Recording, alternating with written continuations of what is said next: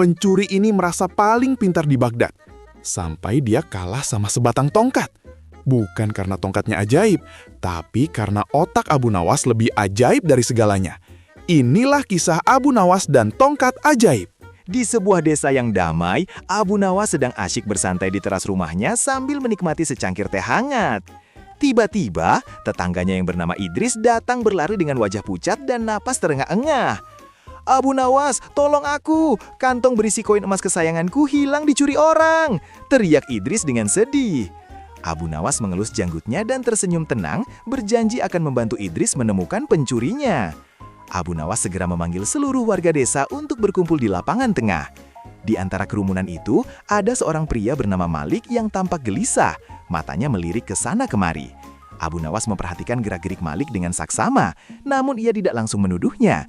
Ia ingin si pencuri itu sendiri yang mengaku melalui sebuah jebakan cerdik. Abu Nawas kemudian mengeluarkan seikat tongkat kayu dari balik jubahnya. Tongkat-tongkat itu semuanya memiliki panjang yang persis sama. "Dengarkan semuanya," seru Abu Nawas dengan suara lantang. "Ini adalah tongkat ajaib yang bisa mendeteksi kejujuran. Aku akan membagikan satu tongkat kepada setiap orang yang hadir di sini hari ini." Abu Nawas membagikan tongkat itu satu persatu kepada penduduk desa yang berbaris. Saat giliran Malik, Abu Nawas menatap matanya dalam-dalam. "Ingat," kata Abu Nawas dengan nada serius, "besok pagi kita akan berkumpul lagi. Tongkat milik si pencuri akan tumbuh menjadi lebih panjang tepat seukuran satu ruas jari karena kekuatan sihirnya. Orang yang jujur, tongkatnya akan tetap sama." Malam itu, Malik tidak bisa tidur dengan tenang di dalam kamarnya. Ia terus menatap tongkat kayu yang diberikan Abu Nawas yang diletakkan di atas meja. Ia merasa sangat ketakutan dan jantungnya berdebar kencang. Bagaimana kalau besok pagi tongkat ini benar-benar memanjang? Pikirnya dengan cemas. Kegelapan kamar Malik hanya diterangi oleh sebuah lampu minyak kecil yang bergoyang-goyang ditiup angin. Karena panik dan merasa dirinya sangat cerdik, Malik mengambil sebuah pisau kecil yang tajam.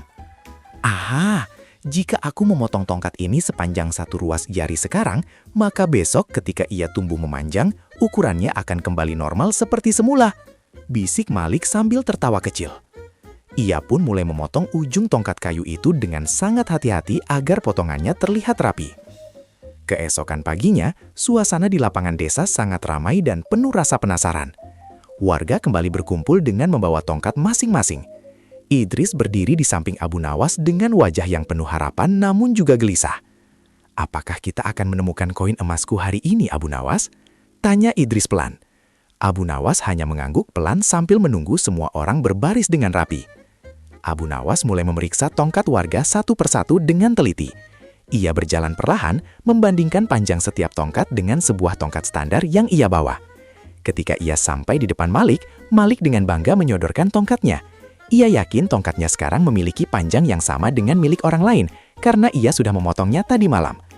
Abu Nawas tiba-tiba tertawa terbahak-bahak sambil mengangkat tongkat milik Malik tinggi-tinggi agar semua orang bisa melihatnya. "Lihatlah semuanya, inilah si pencurinya," seru Abu Nawas dengan suara menggelegar. Malik terkejut bukan main dan wajahnya menjadi pucat pasi. Tapi tongkat ini tidak memanjang," teriak Malik tanpa sadar mengungkapkan rahasianya sendiri. Abu Nawas tersenyum. "Tentu saja tidak memanjang, karena tongkat ini hanyalah kayu biasa. Hanya seorang pencuri yang merasa takutlah yang akan memotong tongkatnya." Malik akhirnya mengaku dan mengembalikan kantong koin emas milik Idris.